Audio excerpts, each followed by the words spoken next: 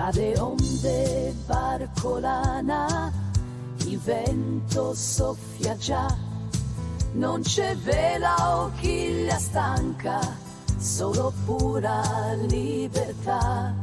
Siamo noi i ricreatori, con il sole in fronte blu.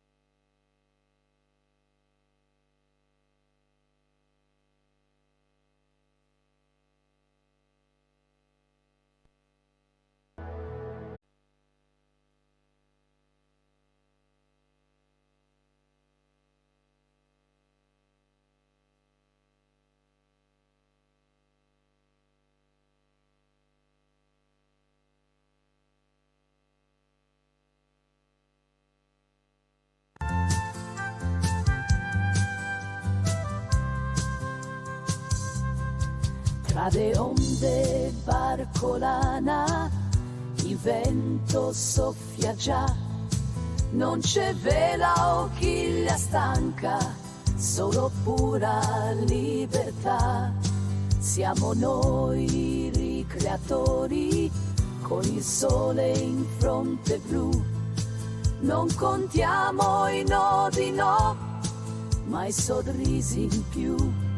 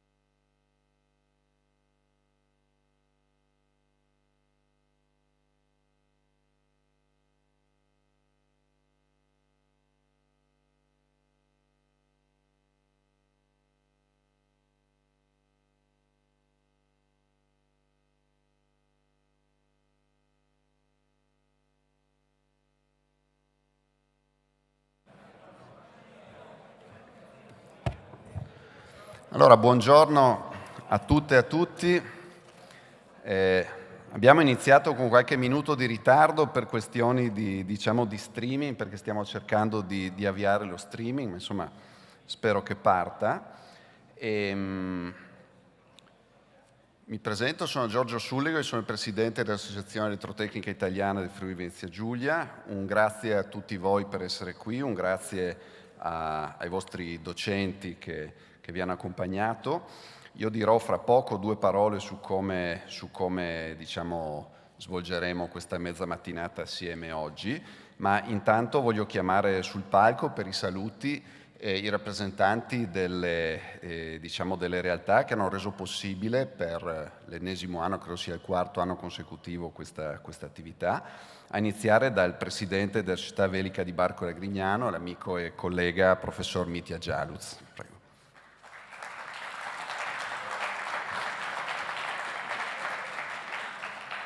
Buongiorno a tutte le studentesse, agli studenti, ai colleghi, alle persone che sono intervenute per questa preapertura del Barcolana Sea Summit, un'idea che nasce 5 anni fa per portare all'interno di Barcolana una riflessione sui temi ambientali. La nostra Costituzione che traccia, come dire, il contesto in cui, delle regole in cui viviamo, una Costituzione che è fondata sulla speranza di un futuro migliore. Oggi io faccio il professore universitario e vedo tra le giovani generazioni sempre più pessimismo e invece mi fa piacere che siate qua da Udine. Saluto gli studenti del Malignani di Udine. Dove siete? Ci sono i Malignani, benvenuti. Gli studenti del Pertini di Monfalcone, dove sono? Bene, ci sono, un applauso agli studenti del Pertini. Gli studenti e le studentesse del Nautico di Trieste, che sono sempre rumorosi, quindi sono silenziosi. Dicevo che la Costituzione è basata sulla speranza. Se leggete l'articolo 3 della Costituzione, ci dice che la Repubblica deve rimuovere gli ostacoli di ordine economico e sociale che consentano lo sviluppo della persona. E da pochi anni all'interno della Costituzione si riconosce un bene fondamentale che prima non veniva tutelato, cioè l'ambiente. L'articolo 9 della Costituzione dice che la Repubblica tutela l'ambiente, la biodiversità e gli ecosistemi anche nell'interesse delle future generazioni, cioè di voi e delle future generazioni. Per questo Barcolana Sea Summit, per dare attuazione a questo invito che viene dalla Costituzione, ha voluto organizzare negli anni sempre più appuntamenti e quest'anno l'appuntamento è dedicato all'acqua, dalla parte dell'acqua in termini generali, non solo mare, perché la salute del mare, la tutela della biodiversità del mare nasce a monte, quindi contano i fiumi. Domani pomeriggio avremo un grande appuntamento dedicato ai fiumi, ai laghi e chiaramente viviamo però, e qua vado a chiudere, in un mondo in cui chiaramente bisogna svolgere attività economiche, perché altrimenti queste luci richiedono energia, i trasporti richiedono energia, i vostri cellulari richiedono energia, devono essere ricaricati, quindi ci deve essere un'attività che porta alla creazione di energia. E allora ancora una volta la Costituzione ci dà la rotta e ci dice all'articolo 41 che l'iniziativa economica non può mai svolgersi in contrasto con l'utilità sociale o in modo da recare danno all'ambiente. Quindi dobbiamo ragionare tutti assieme sul come contemperare la necessità di fare, di produrre, di sviluppare tutelando l'ambiente. Una sfida da far tremare i polsi, ma una sfida che possiamo vincere grazie alla scienza. E quindi chiudo ringraziando l'amico e collega Giorgio Sulligo, l'associazione che lui presiede e tutti i relatori che sono arrivati da vicino e da lontano per dare un contributo a questa mattinata. Grazie ragazzi di essere qui, buon Barcolana Sea Summit.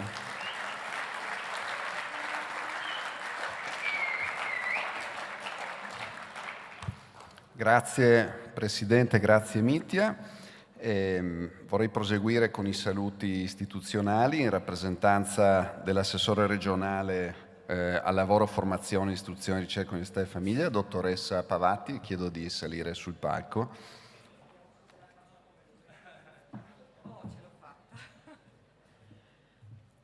Un cordiale saluto a voi tutti, un benvenuti in questo contesto che qui ci occupa e che ci ospita, perché vedete una straordinaria sede all'interno appunto della Barcolana Sea Summit. Una esperienza rivolta alle scuole che si ripete da qualche anno grazie proprio alla grande intuizione del professor Giorgio Sulligoj. È un momento di riflessione, è stato detto, un momento dedicato a voi per ragionare intorno a tematiche che voi sentite molto vive, ma che hanno bisogno di un supporto scientifico e soprattutto anche di una comprensione approfondita attraverso i vari settori, i vari mondi che sono coinvolti direttamente, quello dell'università, della ricerca, quello delle industrie. E questo è particolarmente importante per voi perché tra poco tempo vi affaccerete alla scelta del vostro futuro, alla quindi costruzione del vostro progetto di vita. Un progetto di vita che sicuramente deve tener conto di quello che abbiamo sentito, tema della sostenibilità in primis, il contesto energia e clima che quest'anno tra l'altro curva verso l'acqua, è quello che sicuramente ci fa ragionare rispetto appunto alle professioni future che devono tener conto in maniera proprio ferma, puntuale, sicura della sostenibilità.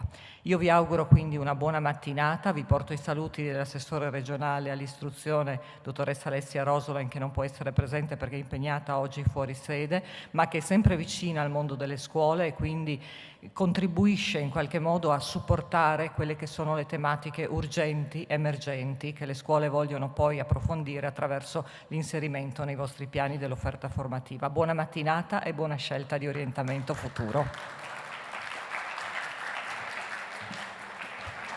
Grazie dottoressa.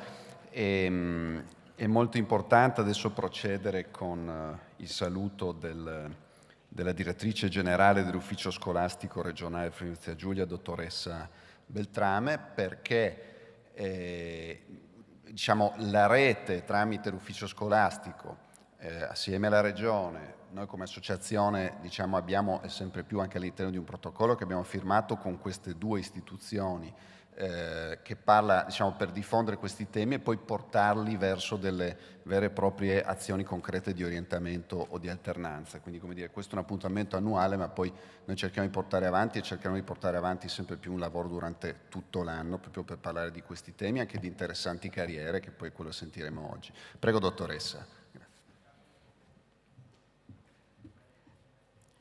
Buongiorno a tutti, cari ragazzi, care studentesse, cari studenti e soprattutto grazie agli insegnanti, i vostri accompagnatori. Ringrazio gli organizzatori, il professor Sulligoj, la Regione, ma soprattutto abbiamo pensato a una giornata di orientamento dedicata ai temi della sostenibilità ambientale, ai temi della transizione ecologica, perché queste sono tematiche sulle quali già voi siete molto sensibili, perché ovviamente tutti abbiamo a cuore il futuro, la salute del pianeta. Però si tratta soprattutto di anche offrirvi e presentarvi quelle che possono essere le opportunità, le scelte post-diploma, sia universitarie sia nel mondo degli ITS, e quindi una possibilità di fare un percorso di acquisizione di competenze molto richiesto dal mondo delle aziende, delle imprese, soprattutto del mondo delle imprese dei servizi, dei trasporti, anche della produzione, anche soprattutto dalle aziende locali, perché adesso la parola d'ordine dell'Unione Europea è quello della transizione ecologica, della decarbonizzazione e quindi di produzione di energia sostenibile. Quindi le vostre conoscenze, per esempio informatiche, le vostre conoscenze sugli aspetti della elettrotecnica, elettronica e delle tecnologie possono diventare molto utili, sono una carta vincente che potreste spendere veramente per diventare figure professionali molto interessanti per il mondo delle imprese, che hanno bisogno anche di un capitale umano disposto ad investire, disposto a creare, e noi purtroppo dobbiamo dobbiamo anche competere sul piano delle innovazioni tecnologiche e delle innovazioni nell'ambito della produzione. Quindi ecco, noi abbiamo sottoscritto una convenzione con l'Associazione Italiana dell'Elettrotecnica, Elettronica, AIET, e la Regione, anche per offrire delle opportunità che si chiamavano PCT o adesso si chiamano formazione scuola-lavoro, e quindi queste esperienze che sono obbligatorie nel vostro piano di studi possono diventare un'occasione utile per farvi conoscere al mondo delle imprese, per acquisire quelle informazioni che la scuola vuole offrirvi e che sono un qualcosa in più, che sono quindi un qualcosa che servirà al vostro futuro, al vostro orientamento. Quindi buon ascolto a tutti, buon convegno e grazie. Bene.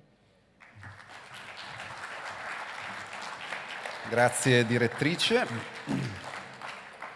Allora, per introdurre i lavori, io intanto volevo dire, mi hanno comunicato altri nomi di scuole nel frattempo che forse non abbiamo citato prima, e ditemi se è così, fatevi sentire. Mattei? Ma c'è o non c'è? Mattei non c'è. Galvani? Volta? Può darsi stiano seguendo da remoto, allora. Va bene.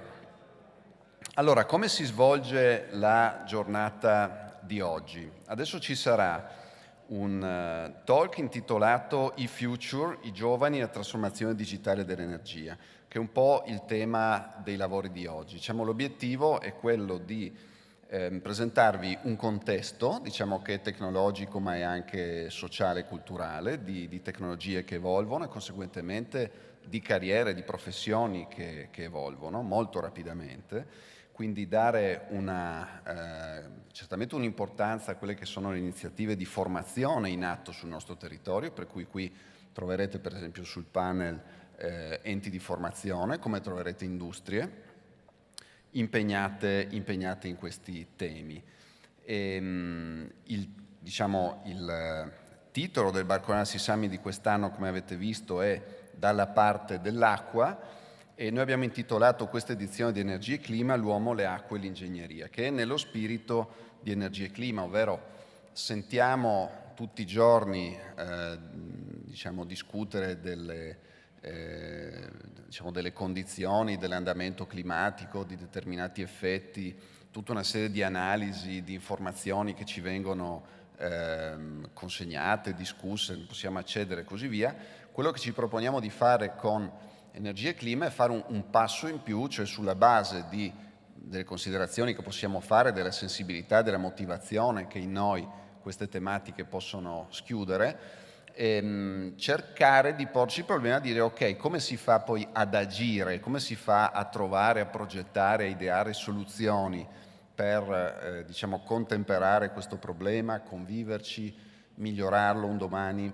Ecco che entra in gioco il tema del progetto, ecco che entra in gioco la disciplina dell'ingegneria. Quindi grosso modo troverete come denominatore comune nei relatori che parleranno oggi questo contesto e anche delle importanti testimonianze proprio di carriere, di percorsi professionali, personali, che hanno portato anche persone che si sono formate nel nostro territorio a rivestire posizioni molto importanti, non solo in imprese della regione, ma anche in imprese che sono ormai delle multinazionali e se la giocano veramente a livello globale. Vi ricordo, per chi non si fosse ancora, di registrarvi tramite l'applicazione, avete visto sul QR code, perché durante tutto lo svolgimento dei lavori vi verranno ogni tanto rivolte delle domande, dei quiz, poi c'è tutto un meccanismo di premiazioni che faremo alla fine dell'incontro e che vi verrà spiegato a breve.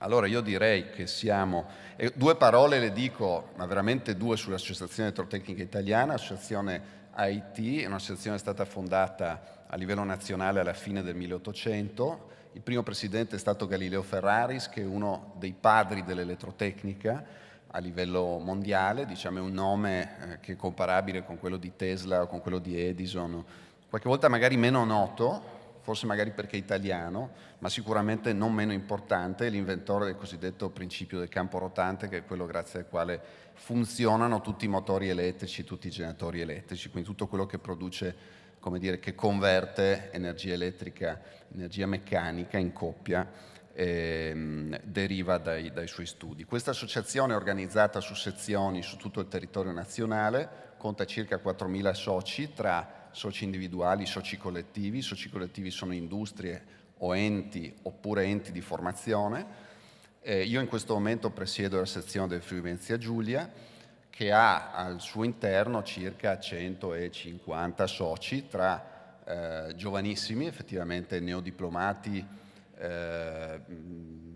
ragazzi che hanno ricevuto dei premi proprio offerti dall'associazione, fino a studenti, professionisti, manager, anche gente che ha fatto 40 anni di carriera in questi settori, quindi un ottimo luogo per, come dire, entrare in una certa rete, conoscere chi opera sul territorio, sui temi non solo dell'elettrotecnica ma anche dell'informatica, dell'elettronica, delle telecomunicazioni, dei controlli digitali e così via.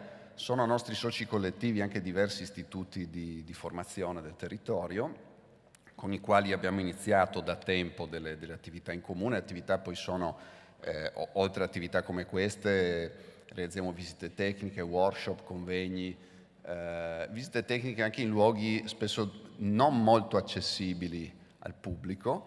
L'attività che abbiamo, come dire, la convenzione, il protocollo abbiamo sottoscritto con la Regione, Ufficio Scolastico Regionale, riguarda poi il provare a, come dire, mettere a sistema diciamo domanda e offerta in quelle che possono essere le posizioni di alternanza scuola-lavoro, nel momento in cui noi abbiamo molti soci e molti contatti tanto nelle aziende quanto nelle scuole, quindi ci proponiamo di facilitare e di razionalizzare questo processo. Poi la finalità è sempre quella di avere uno studente in più motivato verso questo tipo di percorsi, che domani diventa un occupato di qualità, domani diventa, come dire, un cittadino più consapevole e pronto ad affrontare da questo territorio sfide che ormai sono sfide di livello globale.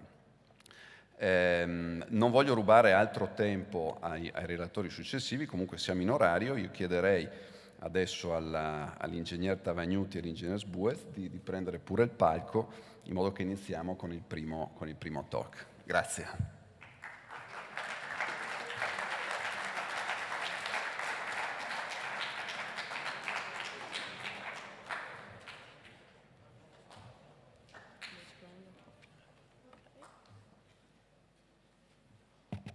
Ok, buongiorno a tutti, ciao a tutti, noi siamo Andrea e Samuele e oggi vi presenteremo una riflessione sul cambiamento climatico in chiave ingegneristica, parlando di elettrificazione, trasformazione digitale dell'energia e del ruolo dei giovani, e in sinergia con la risorsa idrica e il suo utilizzo sostenibile.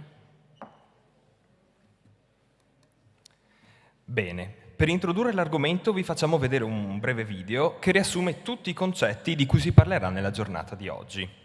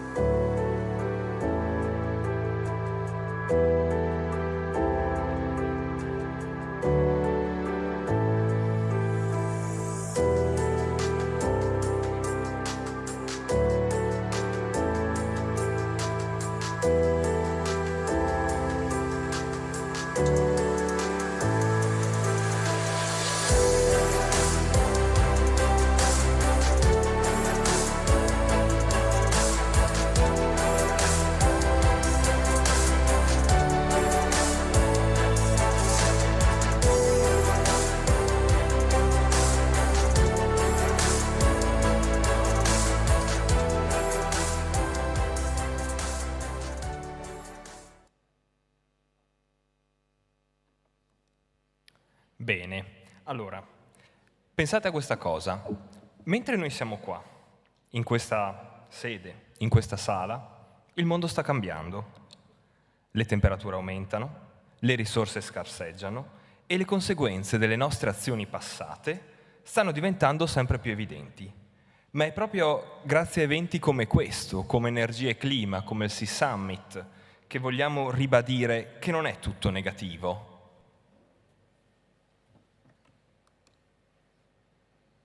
Esatto, infatti oggi parleremo delle soluzioni. Qui abbiamo alcune immagini dell'evento dell'anno scorso dove lo slogan era Energie positive, Go Electric. Quest'anno abbiamo invece deciso di intitolare l'evento e-Future, i giovani e la trasformazione digitale dell'energia. Questo perché sono proprio le vostre azioni presenti e future che aiuteranno alla lotta al cambiamento climatico e alla climate action. Questa la conoscete? Sì? Che cos'è?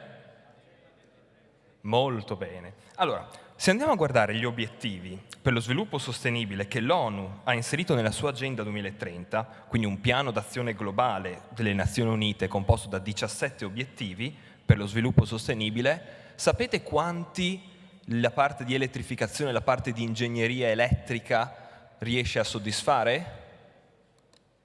1, 2, 3, 4, 5, 6, 7. 7 di questi 17 obiettivi l'elettrificazione è in grado di soddisfare e di adempiere a quelli che sono gli obiettivi dell'Agenda 2030. Qua vedete invece una rappresentazione schematica di quali sono le principali fonti energetiche attualmente in Italia. Come si vede, i combustibili fossili la fanno da padrona, sia per alimentare direttamente i settori quali civile, trasporti, che industriale. E c'è una piccola e timida presenza di fonti rinnovabili, ma si vede che la maggior parte dell'energia è prodotta invece da fonti fossili. E qui invece possiamo vedere la prospettiva futura. Quindi la maggior parte dell'energia prodotta viene prodotta sotto forma di energia elettrica e andiamo a alimentare con questa tutti i settori, civile, industriale, trasporti. Questa energia però deve essere prodotta attraverso fonti rinnovabili e sostenibili e ci permetterà anche di produrre idrogeno per alimentare il settore trasporti. Come vediamo, una piccola porzione di energia comunque dovrà essere prodotta attraverso le fonti fossili per alimentare alcune branche dell'industria che non possono essere decarbonizzate. Bene, però per attuare questo cambiamento c'è bisogno di menti brillanti come le vostre, cioè pronti a innovare. Non è solo un'opportunità quella che noi adesso vi stiamo raccontando, ma è una responsabilità di tutti quanti noi. Ogni grande cambiamento, infatti, parte da un'idea, ma è l'applicazione pratica che viene ricordata e che porta al cambiamento di cui tutti quanti parlano. E chi, se non i progettisti, gli ingegneri, i creativi, possono trasformare una semplice idea in qualcosa di concreto? Ed è per questo che tutti noi siamo definiti come capitale umano, perché siamo preziosi nel processo della trasformazione digitale dell'energia e per far sì che lasceremo per chi verrà dopo di noi un futuro migliore. Voi avete più o meno presente come viene prodotta, distribuita, utilizzata l'energia elettrica? Più o meno? No? Bene. In questa immagine lo possiamo vedere però, quindi l'energia viene prodotta in delle grosse centrali alimentate a combustibile fossile come carbone oppure a gas, poi viene trasmessa e distribuita in maniera capillare nelle case, nelle industrie, negli edifici commerciali. Questo però è un paradigma, un concetto che appartiene al passato. Il futuro che noi ci prefiguriamo invece è di una rete elettrica molto più interconnessa, dove le fonti rinnovabili sono un elemento cruciale, così come la componente digitale. Non so se avete fatto caso, ma la giornata di oggi, l'evento di oggi, si concentra su 3 parole: l'uomo, le acque e l'ingegneria. Allora vediamo un esempio di una centrale idroelettrica, quindi di un luogo dove è possibile la produzione di energia da fonte rinnovabile presente sul nostro territorio. Questa è la centrale di Somplago. Non so quanti di voi l'hanno visitata, non so quanti di voi conoscono che c'è questa centrale sul nostro territorio. E adesso vediamo di zoomare fuori dal nostro territorio e vediamo come sono le altre centrali idroelettriche, le più famose, diciamo, a livello globale. Sicuramente alcune le conoscete. Allora, facciamo anche un confronto con la centrale di Somplago. La prima è la diga di Hoover, che ha una potenza, diciamo, elettrica pari a 8 volte le centrali di Somplago. Questa la conoscete? No? Mai visto il film Transformers?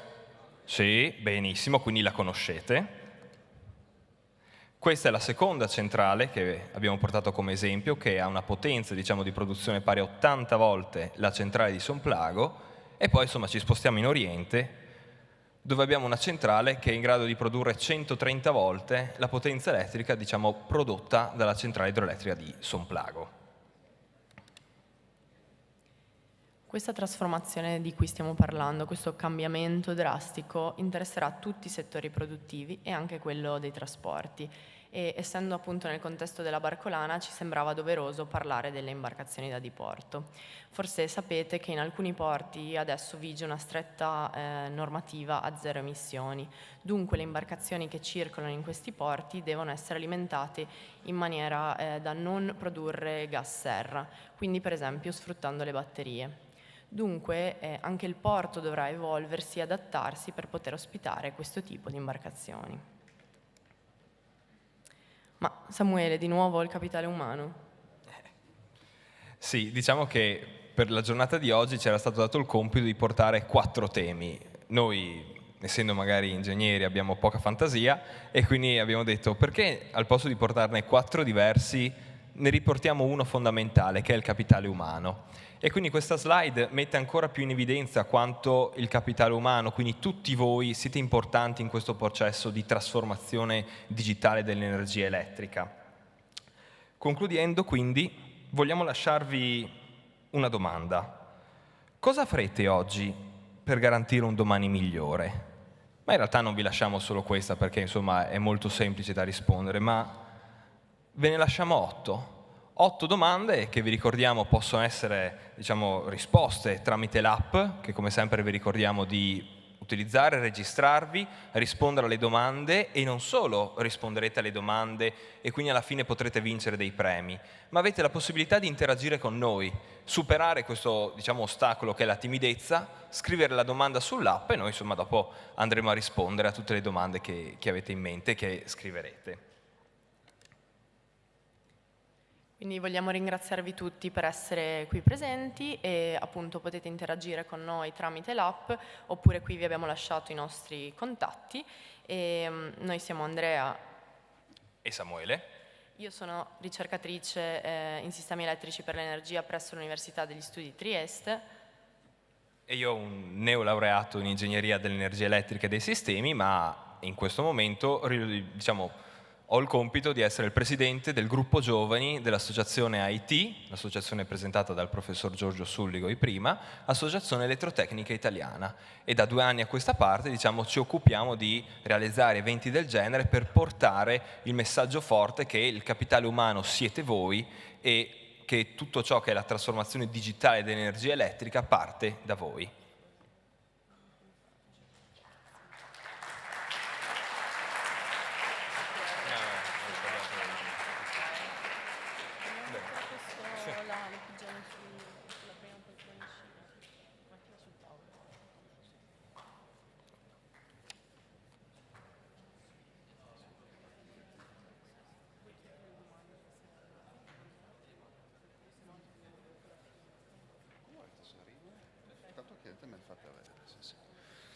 Bene, siamo perfettamente nei tempi, così non occorre stringere troppo il panel successivo. E allora io inizio tra un attimo a invitare sul palco tutta una serie di relatori, professionisti, manager, rappresentanti delle istituzioni, ai quali ci legano uno o più percorsi fatti assieme, lavorando su questi temi. Una delle cose, secondo me, belle che si imparano in questo tipo di associazionismo e di attività sul territorio è quanto sia utile fare rete, proprio lavorare con i diversi rappresentanti delle organizzazioni che, come avete visto, insomma, sono ingredienti di un sistema più ampio e che, ovviamente ognuna delle quali è sempre presa, oberata dal presente, dal contingente, ma con le quali è molto importante riuscire a fare rete e stabilire relazioni, che sono relazioni ovviamente non meramente lavorative, ma anche relazioni che hanno alla base una motivazione comune, un interesse comune a cercare di fare meglio nella nostra regione e cercare di mettere anche voi nelle migliori condizioni di operare poi delle scelte che saranno scelte molto importanti. Allora io chiedo di raggiungermi sul palco i seguenti relatori. Il panel che adesso inizia l'abbiamo chiamato Istituzioni e Industrie per una competizione internazionale consapevole e sostenibile. Quindi toccheremo certamente il tema dell'acqua, parleremo di tecnologie per l'acqua, come questa viene usata sia per fare energia elettrica, ma anche come ci viene portata a ognuno di noi come utente, tra l'altro in una realtà molto interessante come quella di Trieste, che è tutta un saliscendi, quindi anche un sistema di acquedotti particolarmente complesso e particolarmente raffinato. Allora in quel caso è l'acqua che utilizza l'energia, quindi vedremo un pochettino. Poi vedremo altre applicazioni per la mobilità sull'acqua, sia marine che per acque interne e cose di questo tipo, e non trascureremo affatto il tema della formazione, cioè alcuni esempi di profili che si possono costruire e di carriere che si possono intraprendere in questi sistemi. Quindi io chiederei adesso ai relatori, un po' come ce li ho sull'elenco, di raggiungermi sul palco e prendere posto. Allora chiamo intanto l'ingegner Massimo Barrett. Massimo Barrett è amministratore delegato di Nidec Motortecnica. Motortecnica è una delle società, Massimo grazie, del gruppo Nidec. Nidec è una multinazionale giapponese che presenta soluzioni su tutte le dimensioni, su tutte le scale di quella che è la produzione e gestione dell'energia, elettronica di potenza, controlli, eccetera, come prima ci vedrà. In particolare Motortecnica è una delle società del gruppo che si occupa prevalentemente, anche se non solo, ma prevalentemente di idroelettrico. Poi chiamo l'ingegner Giovanni Piccoli, direttore reti di Acegas APS AMGA SPA, che è, benvenuto Giovanni e grazie, che è la nostra, multi-utility, non solo di Trieste, Gorizia, Padova, Udine, quindi svolge tutta una serie di servizi che sono i servizi essenziali per la vita di ognuno di noi, come persona, come residenti e ovviamente per le aziende. Ci racconterà anche qui, lui come direttore reti ci racconterà come sono un po' interconnesse fra loro queste reti e come la complessità che c'è dietro, la necessità, opportunità da un lato, necessità dall'altro proprio di una digitalizzazione spinta per la gestione di questi sistemi e l'introduzione anche effettivamente delle tecnologie digitali per il monitoraggio, la gestione, l'efficientamento, la programmazione, la progettazione con sistemi di prototipazione integrata e così via. Poi chiamo l'ingegner Andrea Colavitto. L'ingegner Andrea Colavitto è il responsabile della funzione ricerca e innovazione di Fincantieri SI. Fincantieri SI è una società del gruppo Fincantieri. Ben arrivato, prego. che si occupa di system integration sostanzialmente, quindi è trasversale alle diverse funzioni del gruppo Fincantieri per fornire soluzioni tecnologiche. Oggi ci parlerà di diversi temi, tra i quali per esempio i sistemi di accumulo, le batterie, l'uso di queste tecnologie per realizzazione poi di sistemi per unità navali di nuova generazione, e che poi è un tema che viene ripreso, e lo invito a salire sul palco dal relatore successivo, del capitano Edoardo Anedda, che è capitano nella Guardia di Finanza e comandante della stazione navale di Trieste, quindi anche lui riprenderà, benvenuto capitano, riprenderà questi temi per quel che riguarda la gestione di una flotta moderna, i compiti di questa flotta, che sono vari, tra i quali anche compiti di tutela ambientale, e anche la flotta stessa evolve a mezzi e sistemi sempre più performanti, sempre meno impattanti, e anche per loro ovviamente il tema della selezione del personale, formazione del personale, specializzazioni successive, cioè ci si forma in continuazione, sono degli esempi. Io ho avuto anche la fortuna di vedere dal vivo alcune delle loro unità più grandi, devo dire sono unità veramente raffinate, e sono esempi del valore che ha la formazione anche in qualche modo poi durante la carriera. Inizio ad accomodarmi anch'io e chiamo sul palco, chiedo magari se mi lasciano una poltroncina libera lì, il professor Bruno Zweck, direttore generale dell'Accademia Nautica dell'Adriatico, che è l'ente di formazione post-diploma, l'ITS post-diploma. Grazie, benvenuto professor Zweck. Qui a Trieste, che realizza diversi percorsi che vedremo sono pienamente attinenti ai temi di oggi, e altri se ne stanno progettando, per cui anche i percorsi stessi evolvono, l'offerta formativa evolve in continuazione, perché per certi aspetti altrimenti non si riesce a stare dietro alle tecnologie o a certi requisiti o anche a certe discipline che prendono il sopravvento, no? Anche se si parla di intelligenza artificiale richiede non solo abilità di programmare, di scrivere codice, per esempio richiede basi solide sulla statistica, richiede determinate matematiche, determinati studi logici, quindi tecnologie che mettono in gioco discipline sulle quali bisogna essere robusti, bisogna essere formati in modo robusto. E infine, non ultimo, il professor Daniele Bosic, che insegna sistemi elettrici per l'energia all'Università di Trieste ed è il coordinatore della laurea magistrale in ingegneria dell'energia elettrica, benvenuto Daniele, e dei sistemi all'Università di Trieste. Prendo posto anch'io.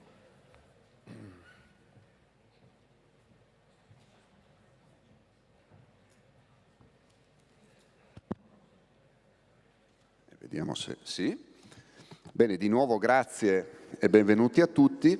Adesso noi faremo due giri di domande, sostanzialmente due giri di tavolo, nei quali sostanzialmente sul primo giro i relatori tendenzialmente si presentano e presentano le loro realtà, e poi andremo ad approfondire con loro il tema di oggi, visto dalle loro specializzazioni e anche sulla base della loro esperienza personale più o meno lunga, e penso che questo sia molto importante, anche perché molte di queste esperienze nascono dal nostro territorio, dalla nostra regione, oppure per qualche motivo li hanno portati a operare in questo territorio, insomma in posizioni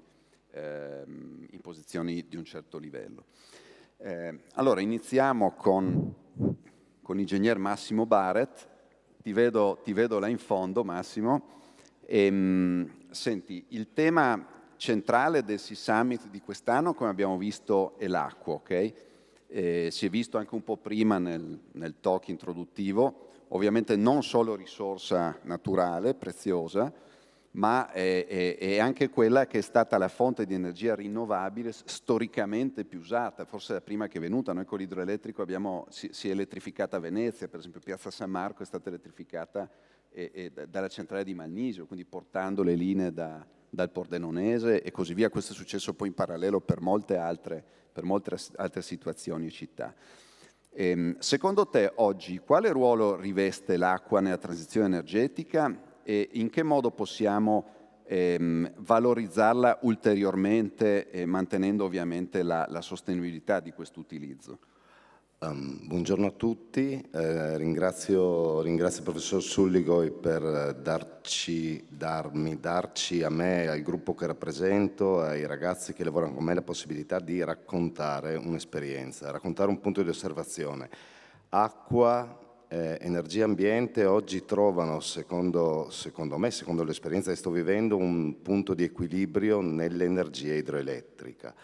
Quindi ciò che mi viene da raccontare ai ragazzi oggi, e in termini di esperienza personale, è il ruolo dell'energia idroelettrica nella transizione energetica. Io brevemente parto da un'esperienza di istituto tecnico, quindi istituto tecnico triestino, ingegneria elettrica Trieste, sono velista, per cui per me Barcolana diventa un po' il momento natalizio in cui torno a casa a navigare nelle mie acque, non vivo più a Trieste molti anni. Ingegneria elettrica mi ha portato più di 25 anni a lavorare nel mondo industriale, principalmente nel petrolifero, marino, navale.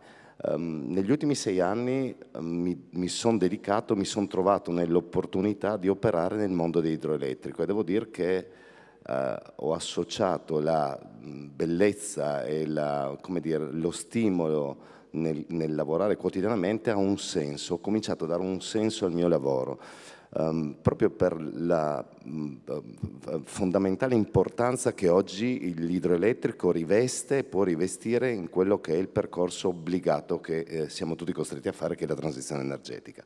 Quindi rinnovabile significa un'energia rinnovabile se ha la capacità di essere disponibile e a rigenerarsi continuamente.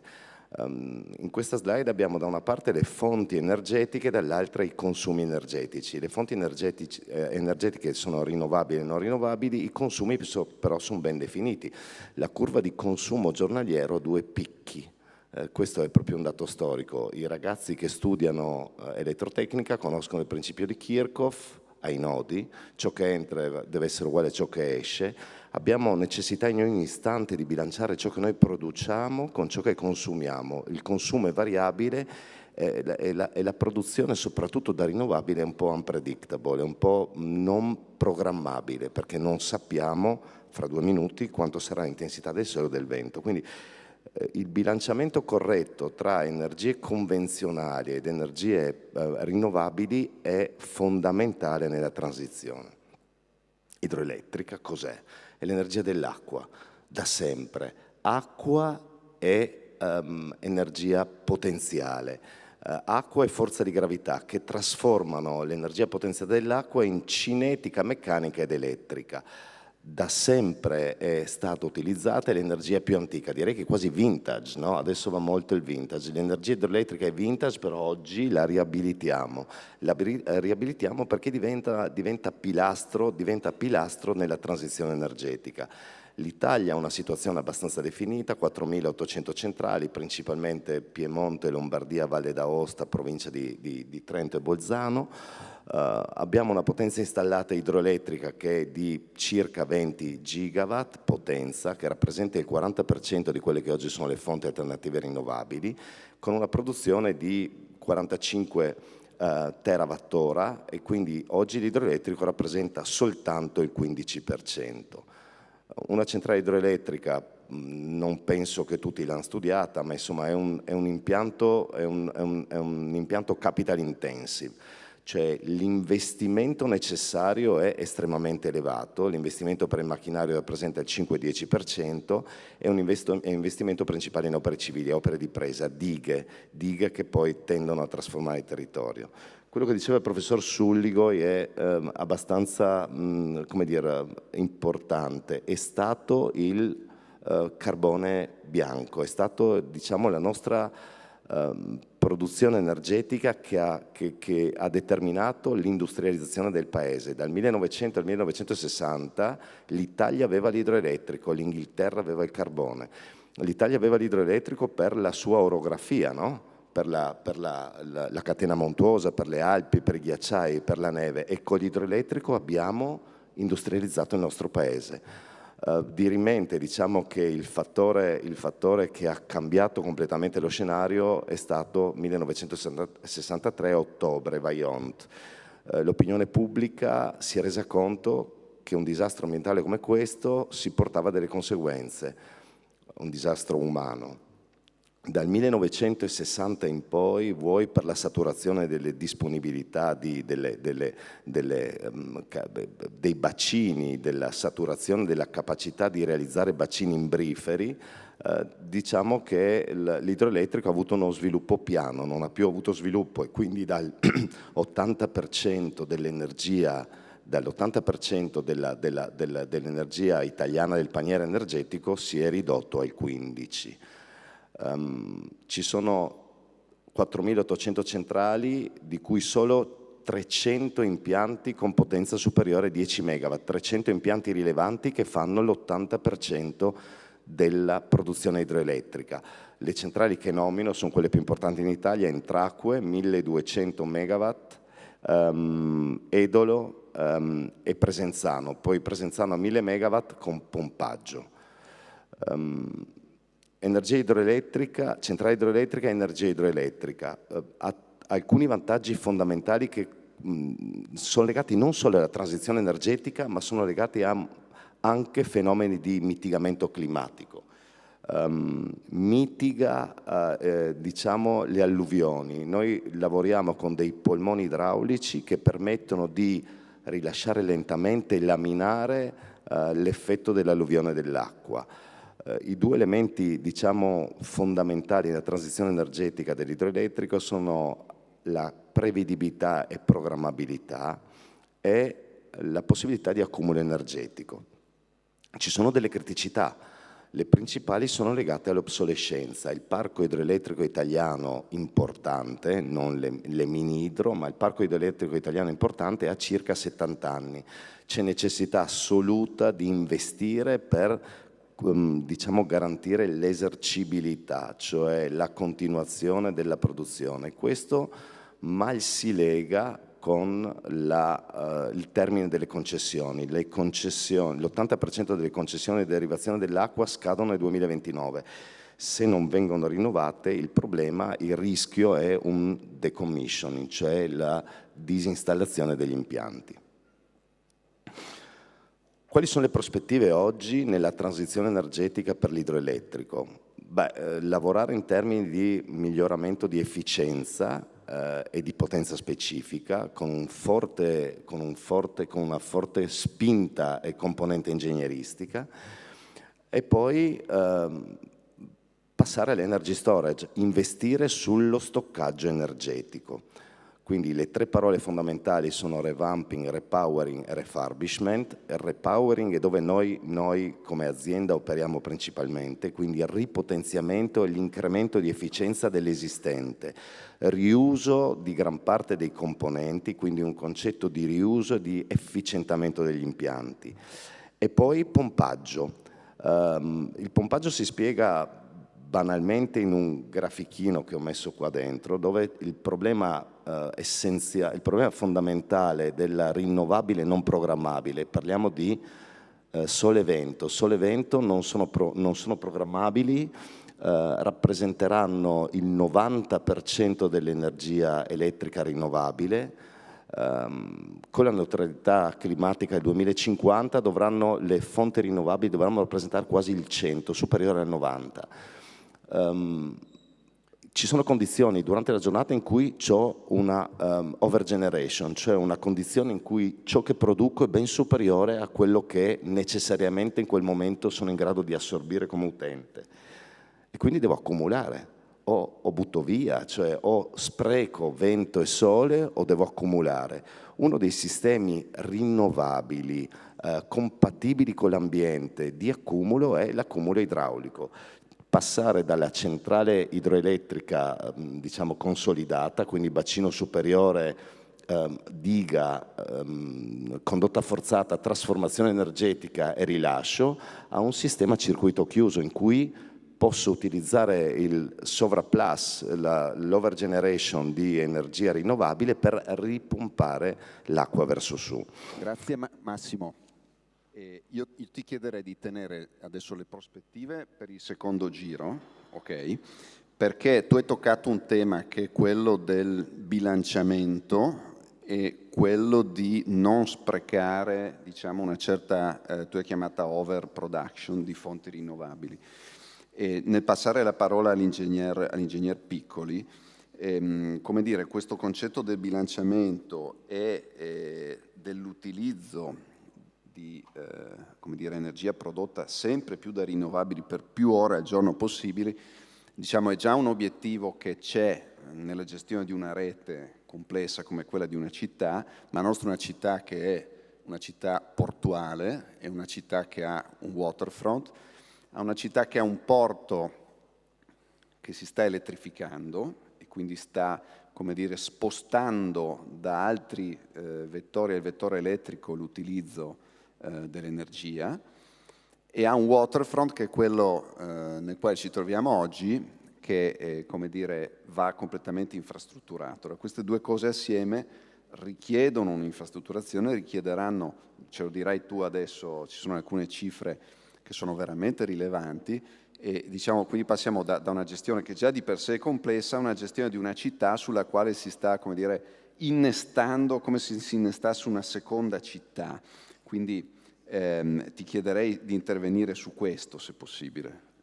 Sì, grazie professor Sulligo, intanto per l'invito e a Barcolana per l'organizzazione di questo evento che così ci permette di esprimere, di evidenziare quella che è stata una sfida molto importante, cioè ripensare i servizi, i sottoservizi, i servizi essenziali in zone che fino ad oggi per noi erano al di fuori di quello che era la nostra portata, e soprattutto immaginare, come ha appena accennato il professor Sulligo, all'ipotesi di avere una città oltre un confine che per noi era naturalmente invalicabile, il confine tra terra e mare.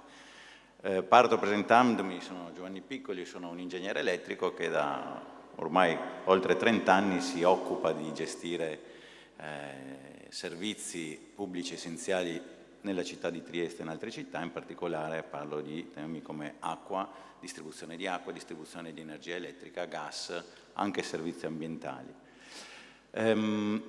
Bene, dicevamo, come Agegas APS AMGA ci siamo trovati ad un certo punto a dover immaginare come sviluppare i nostri sottoservizi in ambiti che fino ad ora per noi erano fuori dalla nostra portata, ovvero lo sviluppo del Porto Vecchio, una zona completamente da reinfrastrutturare, e tutta la zona del waterfront urbano e portuale, dove, come abbiamo sentito dalla presentazione di Andrea e Samuele, l'evoluzione della transizione energetica ha portato a un'importante rivoluzione nelle modalità con cui le navi si attraccano e rimangono attraccate alle banchine.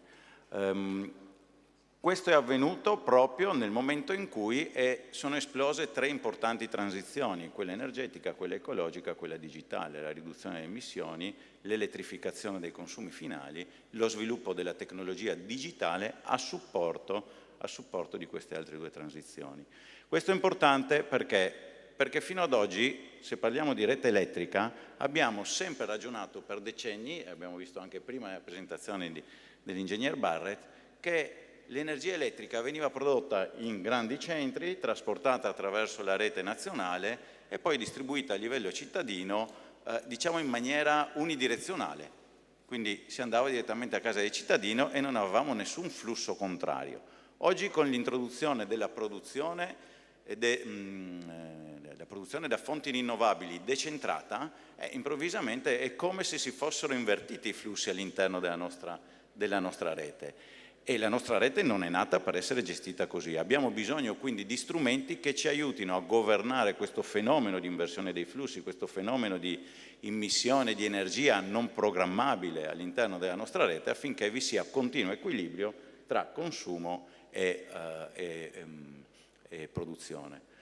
Questo significa, per noi, la soluzione l'abbiamo trovata costruendo dei modelli, dei gemelli digitali della nostra rete che ci aiutano in qualche maniera a interpretare il comportamento della rete ora per ora, minuto a minuto, nell'inversione di questi flussi. E da qui siamo partiti per sviluppare nuove modalità di progettazione della nostra rete. Arriviamo al dunque, non so se c'è la presentazione, pronta? Vabbè, non c'è. Allora, come dicevo,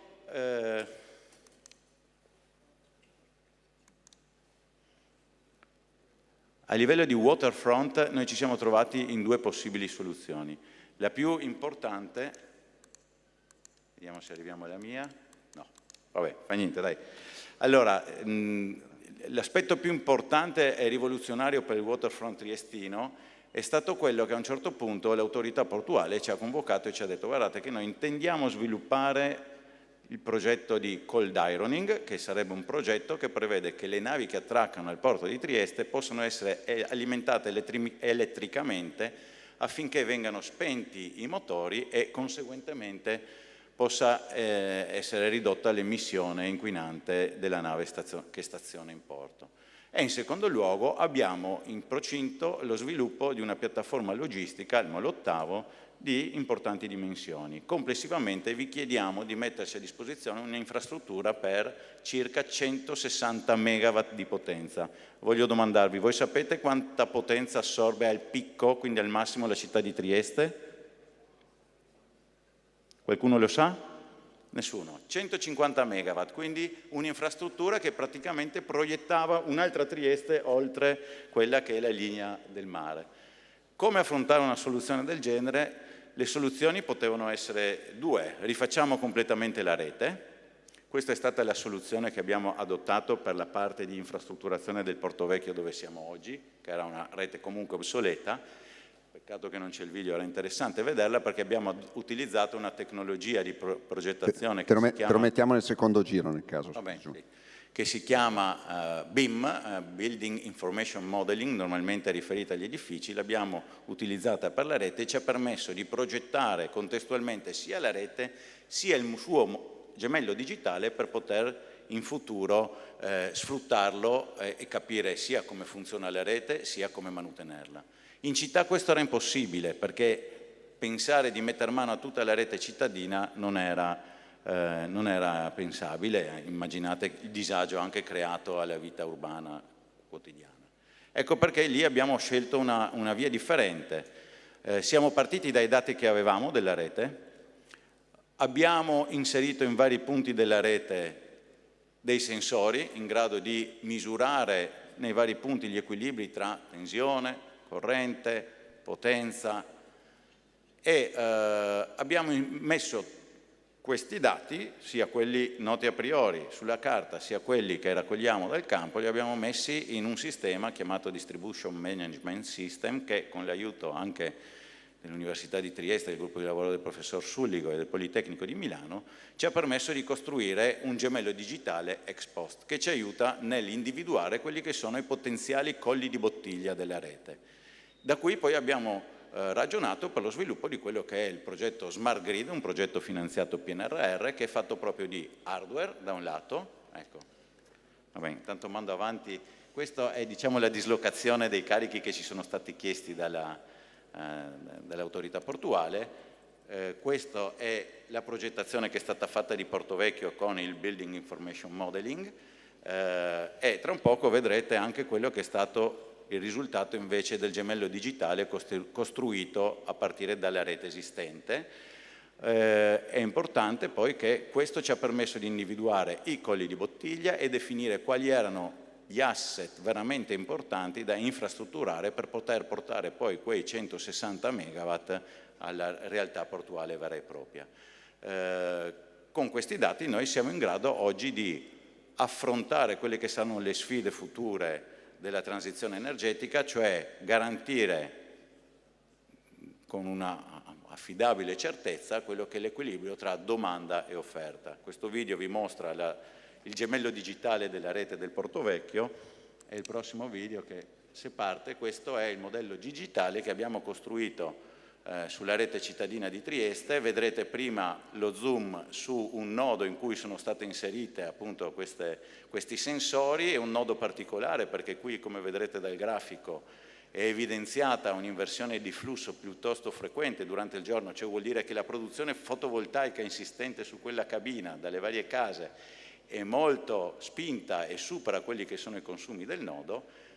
Sommando le varie grandezze su tutti i punti che abbiamo dislocato sulla rete è possibile andare a ricostruire anche quello che è il comportamento di un altro nodo che verrà adesso zoomato, di cui non abbiamo invece la misura diretta, ma possiamo indirettamente capire qual è il comportamento suo anche in quel caso. Grazie. Adesso ti chiederei di tenere alcune considerazioni per il secondo giro. Io volevo solo dire questo tipo di modellizzazione e poi il suo uso, diciamo, ai fini progettuali fino a pochissimi anni fa era del tutto impensabile. Okay? Poi incidentalmente abbiamo visto proprio dei modelli BIM, cioè che non sono solamente dei disegni 3D, ma sono dei modelli parametrici, cioè ricchi di informazioni, quanto ingombra un certo componente, quanto pesa, chi si collega a chi, da che catalogo di fornitori potrà venire e così via.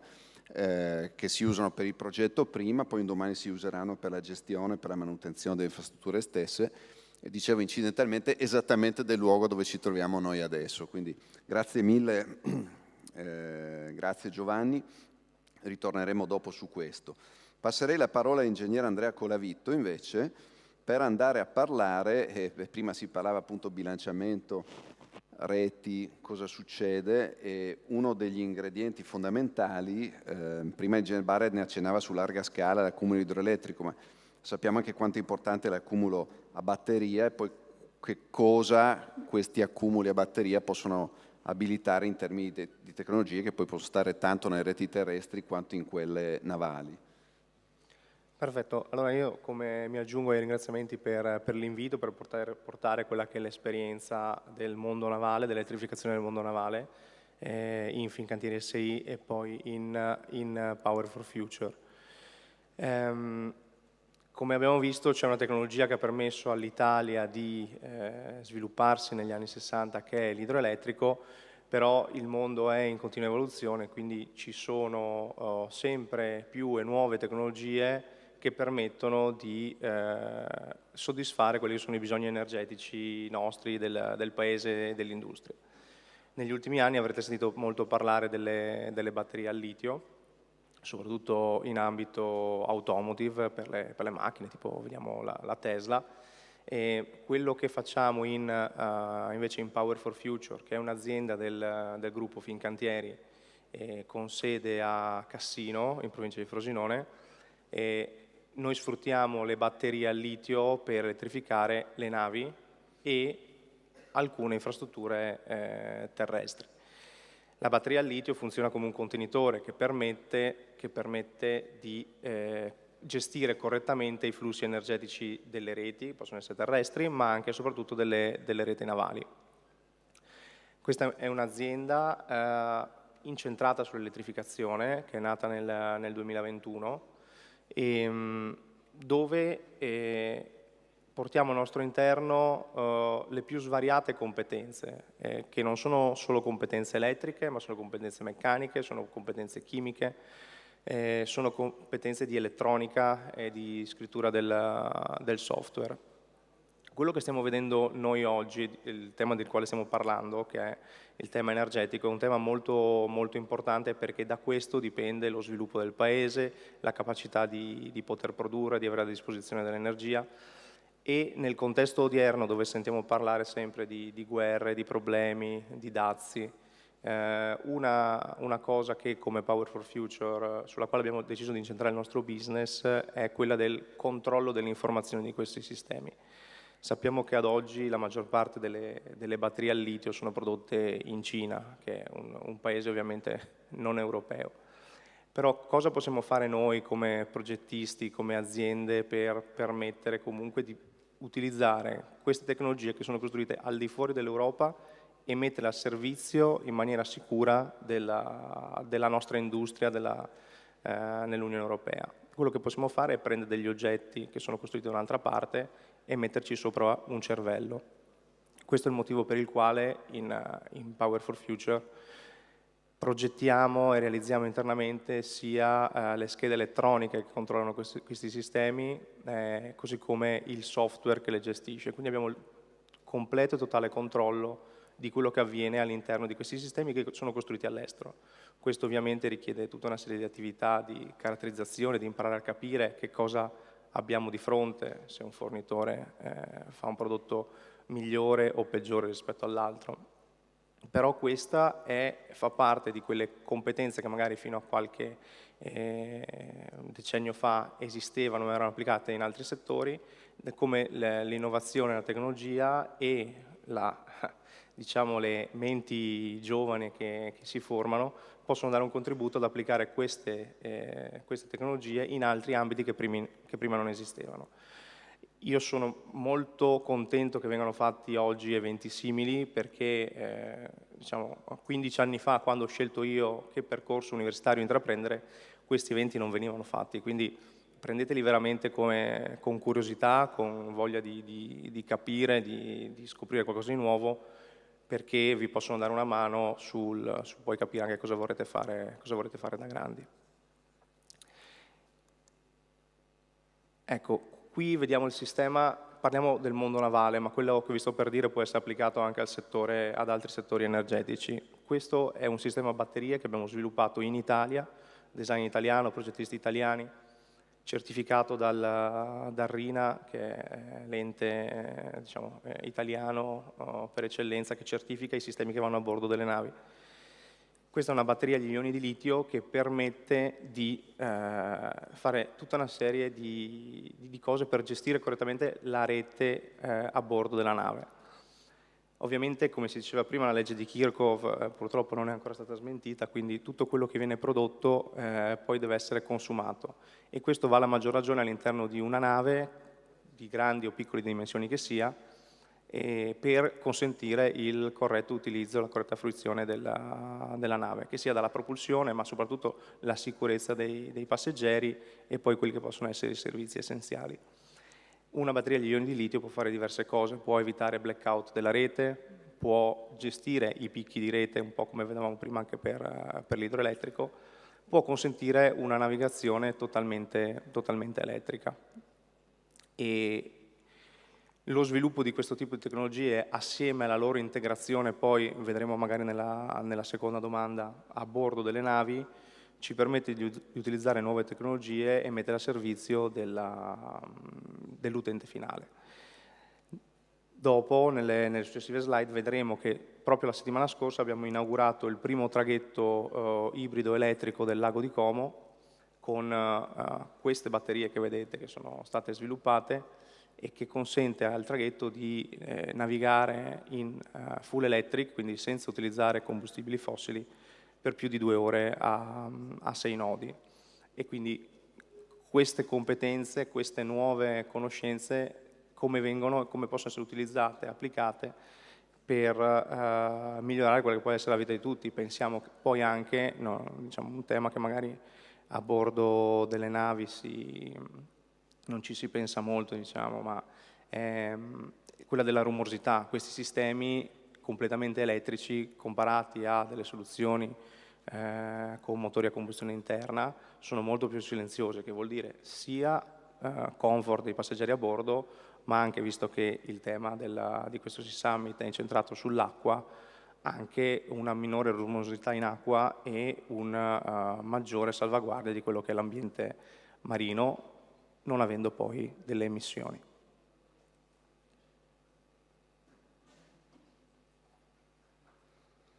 Bene, allora, grazie ad Andrea Colavitto. Tu hai citato le applicazioni, hai detto questo nasce per un'applicazione navale, rimarrei su questo, passerei la parola al capitano Edoardo Anedda, in quanto comandante della stazione navale di Trieste, che ben conosce poi come queste tecnologie finiscono a bordo, si utilizzano e anche che nuove capacità abilitano. Sì, buongiorno a tutti, intanto ringrazio per poter essere qui a illustrare un po' quello che è il nostro mondo all'interno della Guardia di Finanza. Io sono il capitano Edoardo Anedda, comando la stazione navale del Corpo qua a Trieste e chiaramente quando parliamo di tutte queste tecnologie che in un certo modo poi devono servire come dire, ad addivenire a un obiettivo unico che è quello un po' della tutela ambientale, secondo me è importante anche capire come si inserisce quello che noi svolgiamo quotidianamente in questo settore. Allora, la parola chiave in termini davvero brevi è presidio. La Guardia di Finanza, qualora voi non lo sapeste, è l'unica forza di polizia in mare, come previsto dal decreto legislativo del 2016, il 177. Cosa significa questo? Che con i suoi mezzi navali esercita la funzione di polizia del mare da intendersi come tutela dell'ordine e sicurezza pubblico in mare, nonché contrasto a ogni forma di criminalità che venga perpetrata in mare.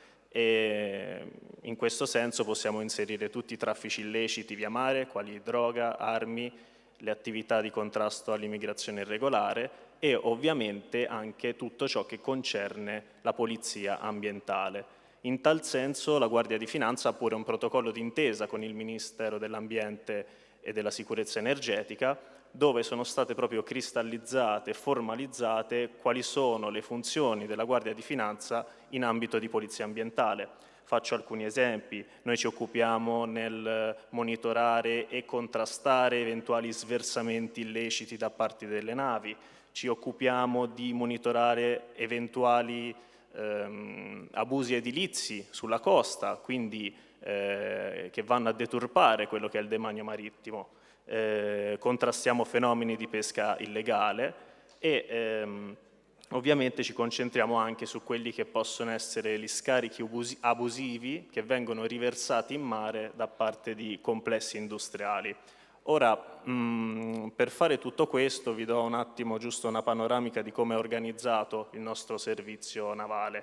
Noi siamo organizzati su due binari paralleli ma complementari. Abbiamo una componente di proiezione con mezzi più performanti che operano anche in contesti internazionali e in acque internazionali e quindi spesso cooperano anche con le altre polizie degli stati rivieraschi del Mar Mediterraneo e poi abbiamo e poi abbiamo una componente invece regionale che è molto più capillare lungo le coste del nostro territorio e serve appunto a garantire un continuo presidio delle nostre acque territoriali e essere appunto quel simbolo di legalità e prevenzione e repressione nel nostro mare. Ecco, se dobbiamo appunto dire qual è il ruolo che riveste la Guardia di Finanza in questo ambito, lo possiamo anche sintetizzare, poi magari più tardi ci addentriamo proprio su alcune tecnologie, alcuni progetti di modernizzazione che il Corpo ha assunto nel tempo. Possiamo dire che il servizio si incardina in quello che deve essere un equilibrio tra legalità, prevenzione, ma anche tutela dell'ecosistema marino. Bene, grazie intanto per questa introduzione, capitano. Poi ritorneremo con alcune invece verticali su esperienze personali. Passo la parola al professor Bruno Zweck, c'è direttore generale dell'Accademia Nautica dell'Adriatico. Allora, voi fate come istituzione, voi fate formazione, create dei profili, alcuni dei quali estremamente richiesti, alcuni sono profili di ufficiali, quindi che andranno a navigare, avranno responsabilità di uomini e di mezzi, diciamo quindi responsabilità molto grosse. Come state traguardando questo tipo di contesto che porta opportunità ma porta anche sfide diciamo piuttosto rilevanti? Allora, intanto grazie al professor Suligo e anche Barcolana che ci ospita, sentendo, evidentemente anche noi siamo immersi in queste tematiche relative alla transizione, ogni tanto, adesso farò una battuta un po' eretica, ma qualche volta serve anche l'eresia, c'è un dibattito per cui ci stiamo anche interrogando su quanto sia sostenibile la sostenibilità, nel senso che non è banale. E per questo, venendo a quanto dicevano i nostri due che ci hanno, come dire, introdotto ai lavori, credo che rispetto ai ragazzi il bisogno è proprio che ci sia una capacità visionaria che magari qualcuno di noi più anziani non ha, perché come voi sapete le cose esistono due volte, una quando le si pensa e due quando le si costruiscono. E quando bisogna trasformare un sistema è inevitabile non agire solamente su quello che c'è, ma bisogna agire su quello che si è pensato, altrimenti noi non riusciremo a stare dietro alle necessità. Dopodiché, in questo meccanismo noi, evidentemente l'elettronica, l'elettrotecnica, la digitalizzazione e chissà ancora cosa produrrà l'intelligenza artificiale, ha cambiato il modo di andare per mare, ha cambiato i sistemi ovviamente di conduzione della nave, ma anche il sistema di propulsione. Da questo punto di vista AIMO STCW, che è l'organismo che si occupa internazionalmente di queste faccende, ha già varato questa nuova figura. Ci sono già addirittura i tubolari con i gradi di allievo elettronico, elettrotecnico e i gradi di ufficiale, perché i sistemi di bordo sono sempre più complessi e c'è la necessità di reperire ragazze e ragazzi che abbiano la propensione per una professione che peraltro è molto, adesso non voglio fare qui propaganda spicciola, ma è anche molto ben retribuita. Noi abbiamo un problema, non soltanto noi, ma tutti quelli che sono qui vicino a me, che lavorano vuoi all'università, vuoi nelle imprese, sanno che l'inverno demografico è lo spettro, come dire, peggiore che abbiamo. C'è un calo, vi dico solo un dato, in questa regione, è un dato italiano e non solo italiano, ma in questa regione dal 2004 al 2024 abbiamo dimezzato i nati. In più dovete sapere che pur essendo noi un paese piacevolmente immerso nel Mediterraneo, non c'è mai stata una traduzione automatica tra quanti frequentano per esempio il nautico e poi quanti che intendono imbarcare. La propensione per i barchi non è mai stata eccessiva. Adesso sono vecchio, ma non per ricordarmi cose del 1754, ma quando è partito il primo corso per ufficiali della scuola di matematica e nautica istituita da Maria Teresa, ne hanno trovati 12 e di questi poi imbarcati, se ne sono imbarcati 6. Adesso, per dire che poi nel corso del tempo addirittura, dopo qualche anno, qualcuno pensava di chiudere la scuola ed è stata la buonanima che invece si è impuntata. Ora, questo ruolo di ufficiale elettrotecnico e elettronico, che al momento si affianca all'ufficiale tra virgolette di macchina, ma io credo che se l'evoluzione sarà questa, prima o dopo le figure verranno accorpate. Al momento possono frequentarlo soltanto quelli che possono fare degli allievi ufficiali elettronici ed elettrotecnici, ragazze e ragazzi che hanno frequentato istituti con indirizzo trasporti e logistica. Ci sono alcune scuole, tra cui anche il Nautico di Trieste, che hanno già avviato la sperimentazione, che era autorizzata dal Ministero. Vediamo come le cose procederanno. Credo che siccome sarà necessario, in virtù di quello che tutto il cambiamento dei sistemi di propulsione, sarà necessario trovare molte più persone, credo che ci sarà anche un meccanismo per cui si potrà frequentare questa attività pur avendo tutto quanto quello che serve per gli imbarchi, quindi gente di mare, basic training, eccetera, eccetera, ma anche a ragazze e ragazzi che vengono da altre scuole.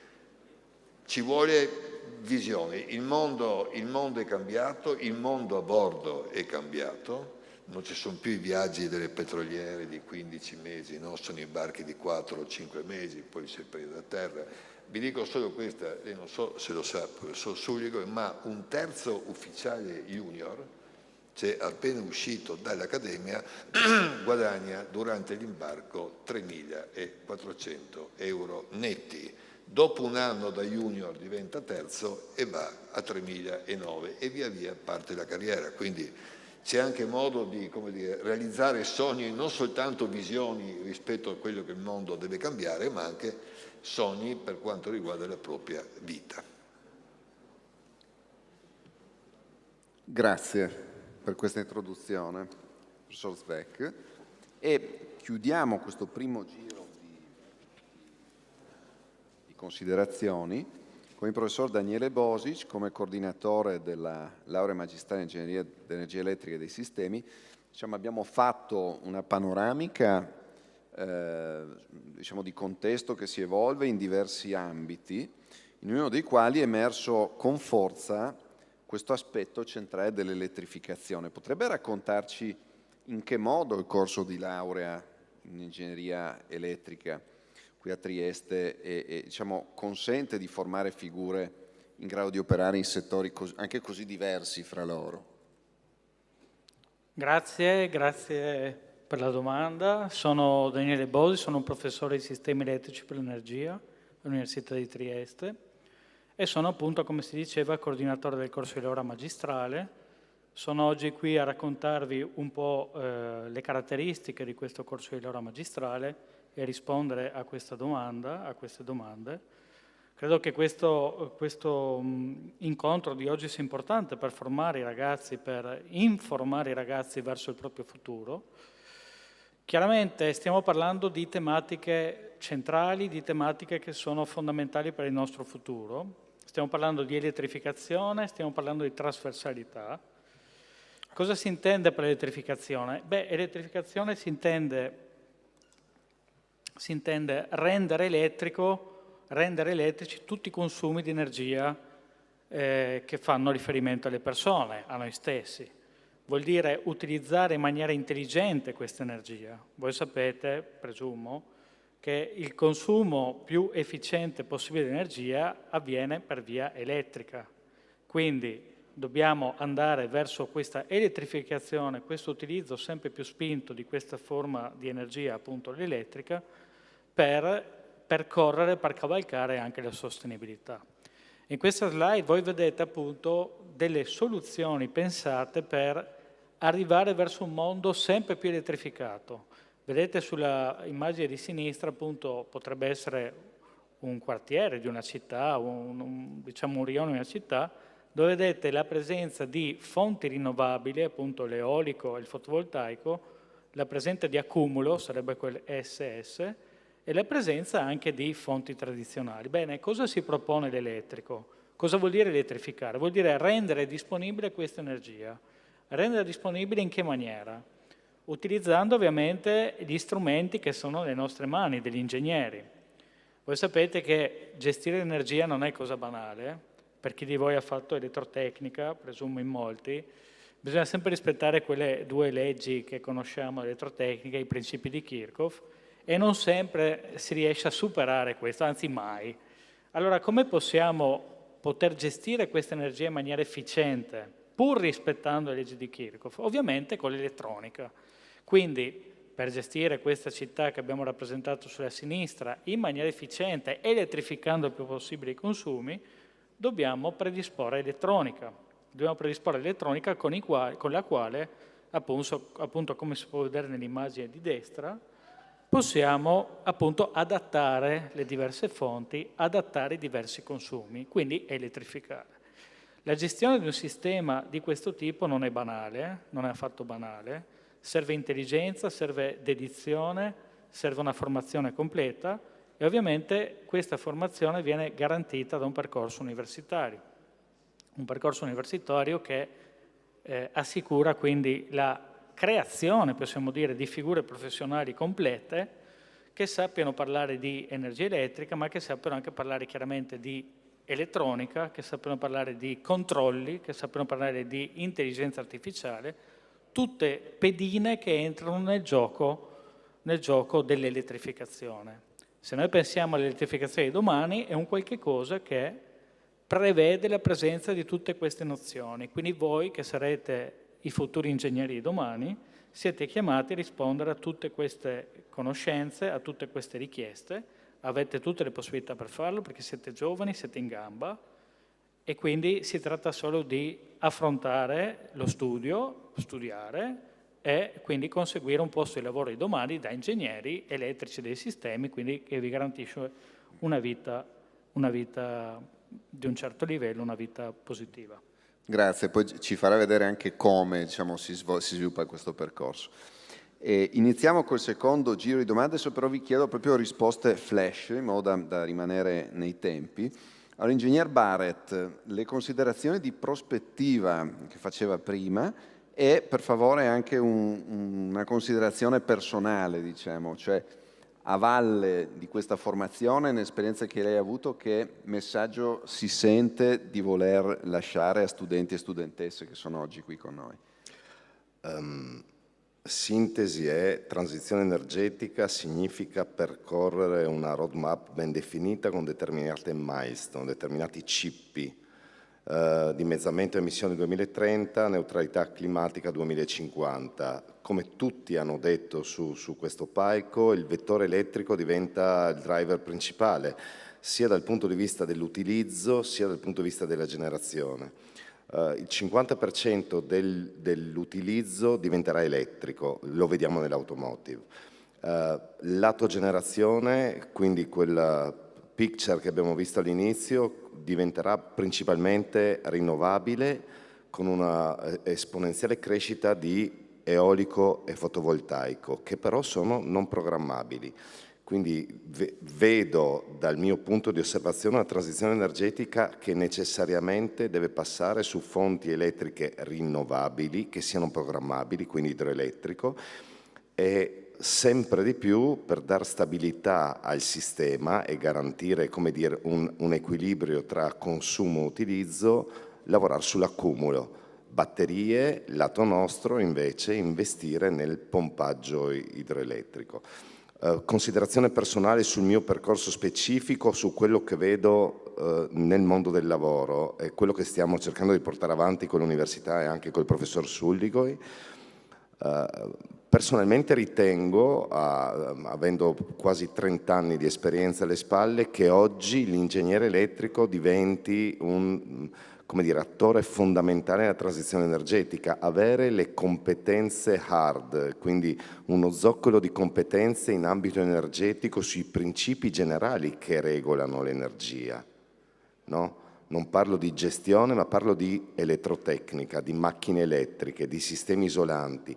Permette di affrontare la transizione energetica in tutti i suoi aspetti, quelli che diceva l'ingegner Piccoli, diciamo il cold ironing, l'elettrificazione dei porti, l'automotive, la navigazione con generazione elettrica e propulsione elettrica. Quindi il ruolo dell'ingegnere è fondamentale, a maggior ragione oggi nella transizione energetica. Il ruolo dell'ingegnere elettrico non può essere, una transizione energetica non può prescindere da queste figure che riteniamo, credo tutti noi sul palco, essere fondamentali.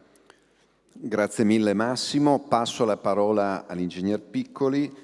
Prima ci ha dato un assaggio della complessità a livello di progettazione e gestione, ma questo poi anche schiude nuove idee per, come dire, immaginare nuovi processi. So che lei ha alcune cose, ci può dire ancora su questo, cioè la flessibilità che consentono queste nuove applicazioni e così via. Sì, partiamo da questo termine flessibilità, che tra i tanti termini usati e forse abusati nei convegni oggigiorno, resilienza, sostenibilità, tassonomia e quant'altro, a mio avviso flessibilità è quello che individua il comportamento migliore che l'uomo e la tecnologia può mettere in campo. Per cosa? Per adattarsi a quello che è il cambiamento, adattarsi nelle situazioni anche problematiche, situazioni difficili, facili, inseguire, dice il professor De Toni, danzare insieme al sistema. La flessibilità nel campo elettrico significa un ragionare non più per scatole chiuse, ma far sì che all'interno di una rete quelli che prima erano soggetti che non parlavano tra di loro, il distributore, il produttore e il consumatore, si mettano d'accordo per far fronte a quelle che possono essere esigenze temporanee della rete.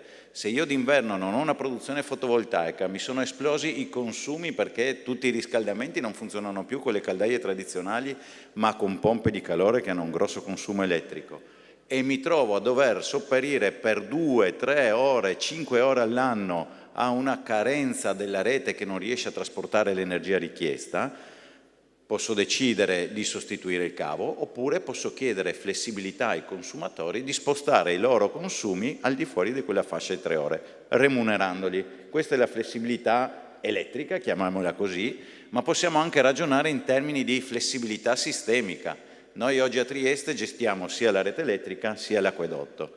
L'acquedotto a Trieste ha una complessità non indifferente, perché ovviamente l'acqua che ci arriva via mare attraverso una conduttura che parte da Duino deve essere poi ripompata, perché il territorio morfologico di Trieste presenta diversi livelli di altezza, e ripompare vuol dire usare pompe elettriche, pompe alimentate da motori sincroni, che è una delle macchine più flessibili tra quelle operatrici che conosciamo, ma questo significa un consumo ingente di energia, 40 gigawattora a fronte di circa 600 gigawattora che l'intera città consuma in un anno. Ecco, spostare, cioè avere l'occhio di spostare quelli che sono i consumi connessi all'acquedotto in funzione delle esigenze sia economiche dell'acquedotto, perché se posso approfittare di una tariffa migliore lo faccio, oppure liberando quelle che sono delle fasce in cui magari è maggiore il consumo richiesto dalla città, questo è un comportamento flessibile che noi stiamo portando avanti anche in maniera particolare. Forse pochi sanno che tanto Padova in primis, che è sempre gestita da noi, quanto Trieste lo stiamo sviluppando in questo momento, sono i primi acquedotti, Padova in assoluto, il primo acquedotto gestito esclusivamente tramite intelligenza artificiale. Non quella generativa che abbiamo in testa tutti noi, ChatGPT o altro, ma tramite algoritmi di machine learning, che sono algoritmi un po' più stabili, un po' più sicuri e non vanno a prendere informazioni a caso. Ecco. Questo ci permette veramente di sfruttare istante per istante la capacità previsionale che questi sistemi hanno e quindi possono modificare il comportamento dell'acquedotto. Una riflessione personale: quando noi tra l'altro eravamo abbastanza coevi negli studi, abbiamo frequentato ingegneria elettrica. L'ingegnere elettrico era un po' una bestia rara, perché era un tema che forse era da cui non era insomma il titolo di moda. Oggi ingegneri elettrici ne mancano tanti, proprio perché la transizione energetica è uno dei principali motori di sviluppo che conosciamo in questo momento. Io vi dico però, il tema dell'energia elettrica è uno dei temi più complessi da gestire, e questo è un vantaggio, perché io come ingegnere elettrico nel mio percorso, grazie a questa possibilità di affrontare una complessità molto elevata, mi ha permesso di affrontare con serenità anche altri ambiti che esulano completamente dal mondo elettrico, ma proprio per quella che è la forma mentis che questo corso di laurea mi ha dato. Quindi mi sono occupato di servizi ambientali, mi sono occupato di servizi acquedottistici, mi sono occupato anche di attività diverse da quelle tradizionali all'interno dei servizi urbani, proprio perché avevo la possibilità di avere una mente che mi è stata aperta non dalle mie capacità, ma proprio dalla complessità a cui ci prepara il mondo dell'ingegneria elettrica ad affrontare. Grazie mille, grazie. Io mi ricordo dai tempi universitari l'ingegner Piccoli mi passava i fogli di calcolo certo, per alcuni esami, quindi grazie a maggior ragione. Passo la parola all'ingegner Colavitto. Prima abbiamo visto tecnologie, vogliamo vedere qualche applicazione, poi anche a te chiedo una considerazione personale, brevissima però. Sì, se posso chiedere il telecomando. Eccolo che arriva. Sì. Non so se sono pronte in regia. Vediamo. Sì, sono quelle di prima. Perfetto. Allora, parlando di complessità del mondo dell'energia elettrica e di reali applicazioni, in questa slide ho voluto cercare di rappresentare in maniera semplice, poi semplice non è, come le tecnologie elettriche a bordo delle navi ormai pervadono, come si diceva anche prima, pervadono il sistema nave, cioè non sono più un impianto parziale o di poco rilievo a bordo delle navi, ma sono il cuore pulsante delle navi. Ovviamente però bisogna saper capire e comprendere le necessità di ogni tipologia di nave. Prima vi ho parlato di un traghetto che naviga in elettrico, dopo vedremo un video della plancia di comando, è un'applicazione per viaggi brevi. Possiamo pensare proprio al traghetto che fa il servizio di autobus da una sponda all'altra del lago, fino ad arrivare alle grosse navi da crociera, per il quale sono richiesti di potenza installata a bordo, addirittura arriviamo a 80 megawatt installati a bordo di una nave, passando poi anche per navi che hanno range medi. Questo però per sottolinearvi cosa? Che ad oggi sempre di più e sempre in un numero maggiore di navi, ancora ad oggi rimangono fuori le grandi navi cargo, le petroliere, ma si stanno elettrificando anche quelle, sempre di più. Come siano fondamentali le tecnologie elettriche a bordo, perché la generazione magari, come le navi da crociera, continuerà a avvenire anche in futuro tramite motori a combustione interna, con biocarburanti, con LNG, con idrogeno, con altre fonti meno inquinanti, ma poi quell'energia verrà trasformata in energia elettrica e sarà l'energia elettrica a muovere l'elica di quella nave e non più, come avveniva in passato, con un lungo asse meccanico che dal motore endotermico andava fino all'elica.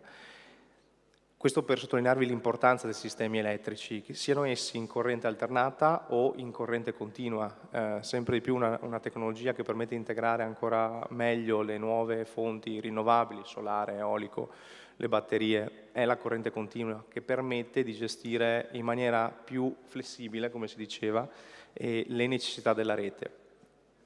E sotto, insomma, giusto qualche esempio di qualche nave a seconda delle varie tipologie di potenze installate. Quello che voglio farvi vedere adesso è quello che abbiamo realizzato come Fincantieri SI con l'ausilio principalmente di partner della regione Friuli Venezia Giulia, perché il cantiere era il cantiere Cartubi di Trieste che ha costruito questa imbarcazione.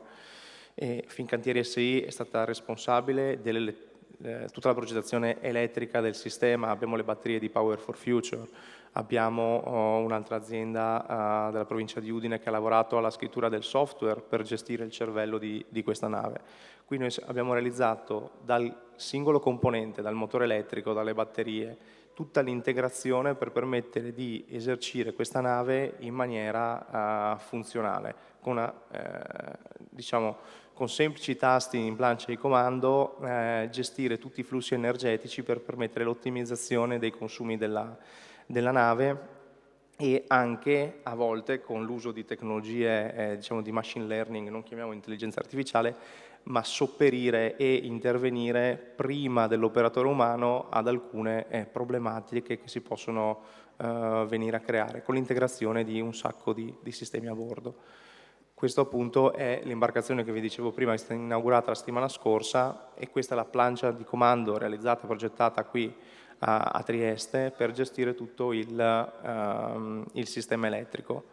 Questa tipologia di sistemi, adesso vi ho portato questo esempio, ma le stiamo applicando anche a traghetti ben più grandi per la navigazione, collegamento della Sicilia con la terraferma e con le isole, ma anche su navi chimichiere. Stiamo installando delle batterie, dei sistemi elettrici sempre più grandi anche su navi chimichieri, quindi su tipologie di navi che fino a qualche anno fa, dove si pensava sarebbe stato impossibile avere un'elettrificazione così spinta. E tutto questo poi andando vediamo questo è un sistema di distribuzione in corrente continua, la cosa che abbiamo poi che ci interconnette a tutto il resto del sistema elettrico c'è la presa da terra che si vede qui in basso sulla sinistra. Questa nave poi quando arriva in banchina ovviamente non ha le potenze di una nave da crociera, ma anche quelle sono elettrificate con una presa da terra, sono già predisposte tutte le navi di Fincantieri con una presa da terra per collegarsi alla rete terrestre, interconnettersi e quindi creare un sistema unico tra quello che c'è diciamo, sul lago o sul mare e quello che è l'infrastruttura elettrica di terra. E se posso una cosa sull'esperienza, una cosa che mi piace sempre dire è che il sistema elettrico è ad oggi il sistema più complesso mai creato dall'umanità, perché una centrale che potrebbe essere una centrale idroelettrica, tramite tutte le interconnessioni dei sistemi elettrici, una centrale italiana è connessa al sistema elettrico della Russia o addirittura della Cina. È una rete estesissima di componenti, sistemi, sottosistemi che lavorano assieme come un unico cuore pulsante che ha consentito e consentirà sempre di più lo sviluppo dell'umanità. E questo a volte ce lo dimentichiamo perché c'è chi lavora sulla rete, c'è chi lavora sull'idroelettrico, c'è chi lavora sulla nave, però siamo tutti una parte più o meno grande di un unico grande sistema interconnesso che utilizza l'energia elettrica per poter funzionare e sarà sempre più protagonista delle sfide del futuro. Grazie ingegnere. Passo la parola al capitano Aneda. Capitano, vuol farci vedere anche nel vostro caso alcuni mezzi, alcune tecnologie che state utilizzando, sviluppando? Infatti, se abbiamo la presentazione, magari faccio vedere qualche immagine. Perché appunto prima abbiamo parlato un po' di quelli che sono i compiti del nostro servizio navale, però ora vi voglio far vedere proprio concretamente i mezzi che utilizziamo. Ovviamente ciò che abbiamo trattato prima è la tutela ambientale, quindi non solo fare dei servizi di contrasto di polizia ambientale, ma anche noi stessi come organizzazione cercare di sviluppare tecnologie e mezzi che siano in un certo modo sostenibili e testimonianza della transizione tecnologica ed ecologica che il corpo ha inteso intraprendere. Questa, ad esempio, che vedete nella slide è una vedetta a propulsione ibrida che riesce ad andare in navigazione anche totalmente in elettrico. È stata assegnata recentemente alle mie dipendenze qua a Trieste a settembre, però è una progettualità che è già ampiamente diffusa a livello nazionale. Ci sono già circa 30 imbarcazioni uguali diffuse su tutto il territorio nazionale e in buona sostanza è proprio la sintesi perfetta del concetto che stavo cercando di esprimere prima, quindi garantire la capacità operativa, la nostra presenza sul mare territoriale, ma allo stesso tempo essere sostenibili da un punto di vista ambientale, perché di fatto navigando in elettrico in un pattugliamento ordinario siamo a emissioni zero.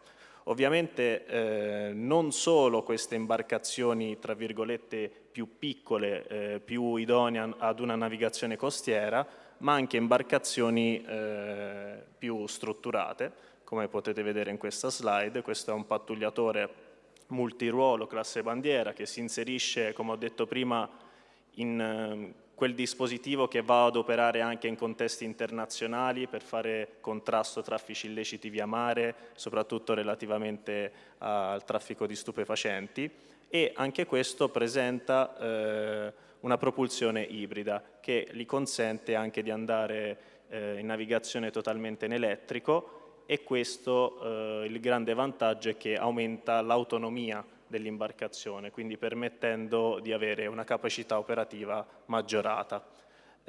Ovviamente non solo piattaforme navali che sono già una realtà, ma la transizione ecologica si sintetizza anche nell'addestramento e nella formazione.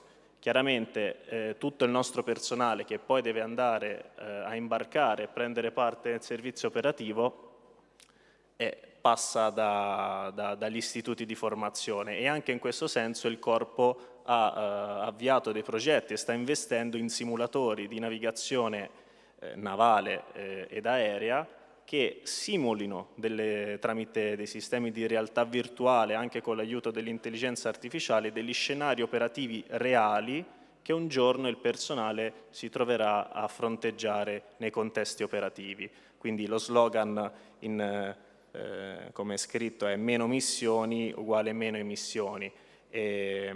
Quindi non voglio rubare altro tempo, era giusto appunto per sintetizzare come la Guardia di Finanza sia anche molto sensibile a questo tema, anche con appunto sia dei mezzi navali concreti, sia nel futuro nell'addestramento e nella formazione del personale che poi viene impiegato nei reparti operativi. Grazie. Grazie a lei capitano, e il tema che ha toccato l'ambito addestrativo mi dà immediatamente la possibilità di dare alla considerazione che volevo chiedere al professor Zweck.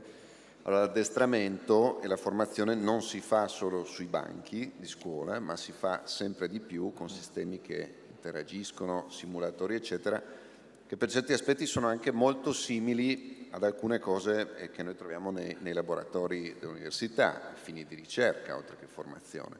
So che su questo avete realizzato alcuni progetti veramente interessanti. Il professor Sulligo ha visitato la nostra stazione a mare dove abbiamo i nostri simulatori, quindi li ha visti. Mi piacerebbe anche a questo punto invitare il nostro capitano a vederli, perché io credo che si possano costruire sinergie importanti. Mi spiego. Noi siamo diventati un anno fa un centro internazionale di certificazione STCW su autorizzazione del Comando Generale delle Capitanerie di Porto. Al momento noi facciamo, per quanto riguarda, abbiamo 2 simulatori, tutti e 2 full mission. Uno è quello di Navy Trainer Professional 5000, già predisposto per la versione 6000, che ho visto un anticipo di grafica è impressionante. Non sembra grafica, ma sembra un film girato sui luoghi. Ha la plancia a 360 gradi, che è l'unica in Italia a parte IMAT, che però lì è un'altra partita, con 9 postazioni didattiche. E con questo noi facciamo corsi radar osservatorio normale, radar ARPA, ECTIS e GMDSS. Questo è collegato al ETS Engineering Tech Simulator 5000, anche questo full mission, con 13 postazioni didattiche.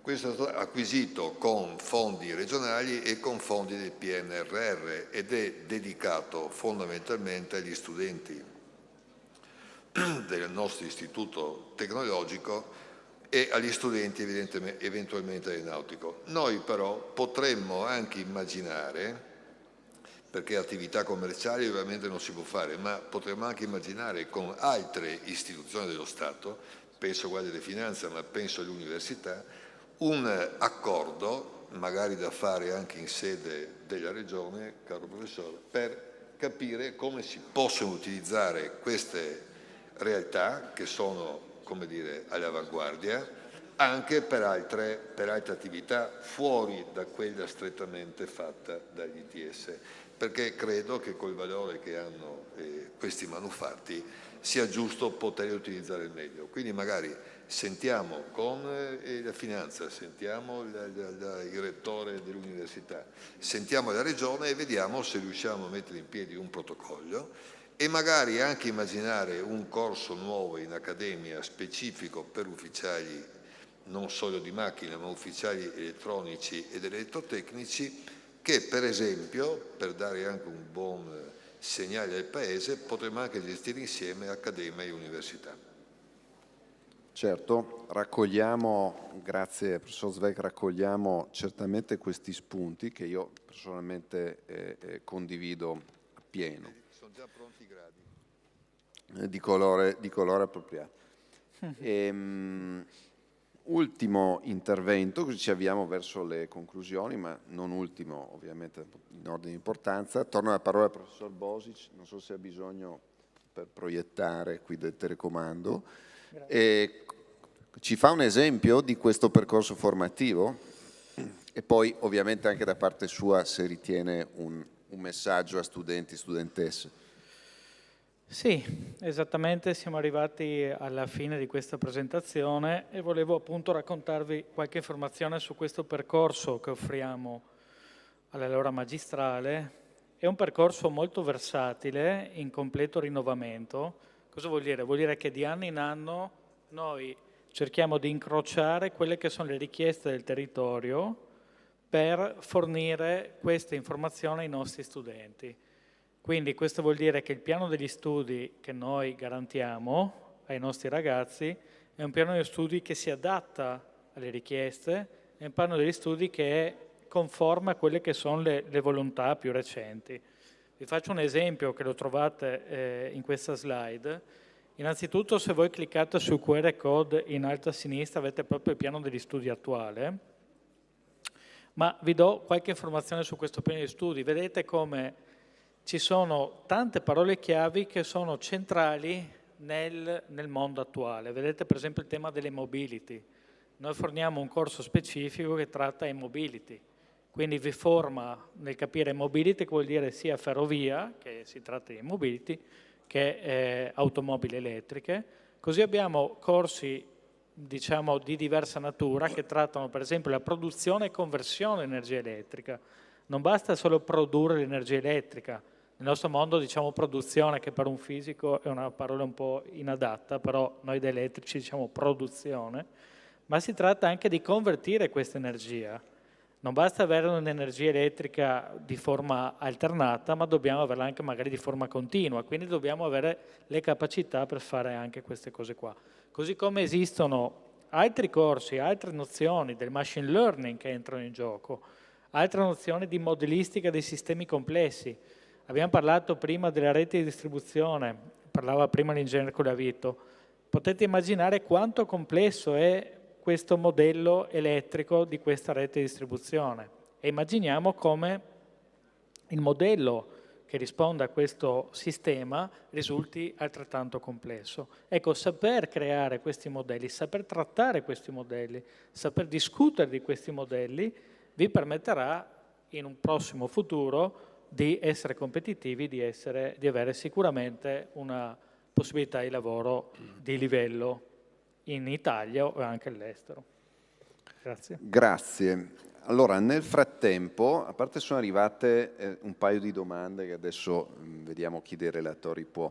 Nel frattempo vi annuncio sono stati premiati un certo numero di voi studenti e studentesse che sono quelli che hanno interagito di più tramite l'app durante la discussione. So che qualcuno magari ha il treno così e spero ci sia anche spazio per fare una foto di gruppo. Non so se le proiettiamo lì oppure se mi arrivano qui le domande. Non so se arrivano di persone questo, perché l'app serve proprio per... Eccole qua. Sì, no, c'è scritto tutto. Allora, Daniel Valentin Sarbu, la domanda è: per le lunghe distanze, rispetto all'elettrico è più conveniente un diesel anche per la velocità di rifornimento? Cosa si potrebbe fare per risolvere questo problema? Cioè il confronto tra elettrificazione o motori diesel anche per velocità di rifornimento. Immagino si riferisca all'ambito navale, marino, penso che la domanda, o all'ambito terrestre. Riferisce all'automobile. L'automobile? Sì. Io do una mia prima risposta, poi se qualcuno dei relatori vuole... Allora, sull'automotive penso che non sia un problema di batterie, penso che se non adesso, fra pochissimo saranno disponibili batterie che consentiranno di fare tranquillamente 1000-1500 km. Il tema della velocità di rifornimento invece è quello un tema reale, perché rifornimento veloce significa ricarica rapida, cioè significa una ricarica ad alta potenza, può dire 200 kW, 300, 350 kW. Mettere in una stazione di servizio colonnine con questa potenza significa dotare la stazione di servizio di un'infrastruttura elettrica diciamo piuttosto imponente, serve una cabina di media tensione dedicata, servono convertitori dedicati, un'infrastruttura costosa che va cablata, quindi vanno portati i cavi, va creata la sottostazione dove non c'è e va pagata. Quindi o poi questo viene pagato, nel senso che tu vuoi la ricarica rapida e anziché pagarla come a casa, già se vuoi la ricarica lenta per strada ti costa il doppio che a casa, la volessi rapida potresti doverla pagare, la vuoi 10 volte più rapida, paghi energia 10 volte tanto, a quel punto in questo momento non ti conviene più. E quindi questo è un problema diciamo che attualmente o sono posti dove c'è già una grossa infrastrutturazione, elettrificazione, oppure non si riesce su questo. E un'altra domanda che era arrivata?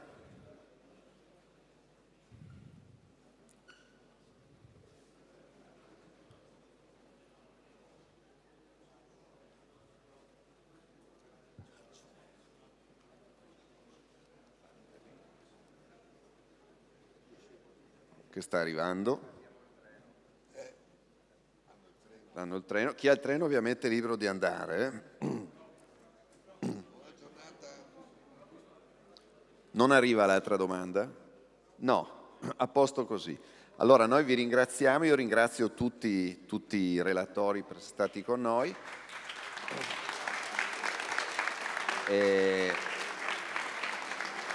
Chi non ha vincoli di treno troppo pressanti, spero si possa anche un po' godere e fare una passeggiata, diciamo, fronte mare a Trieste, che in questi giorni chiaramente la città è molto bella, e poi anche il tempo oggi ci ha aggraziati. E quindi un ringraziamento a tutti, all'organizzazione di Barcolana di nuovo, e arrivederci alla edizione del 2026.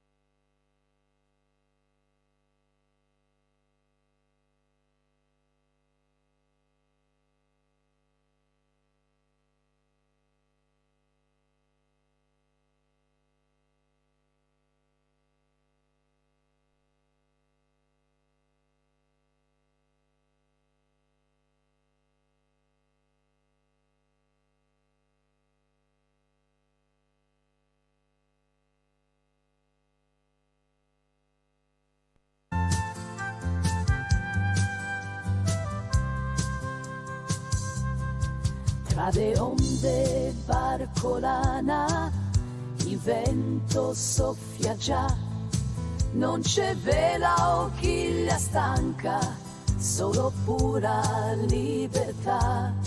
Siamo noi ricreatori, con il sole in fronte blu, non contiamo i nodi, no, ma i sorrisi in più. E il gioco è la nostra bussola, un'onda di allegria, tra il blu del mare e il cielo, la nostra fantasia, con un coro di risate che risuona forte e chiaro, navighiamo.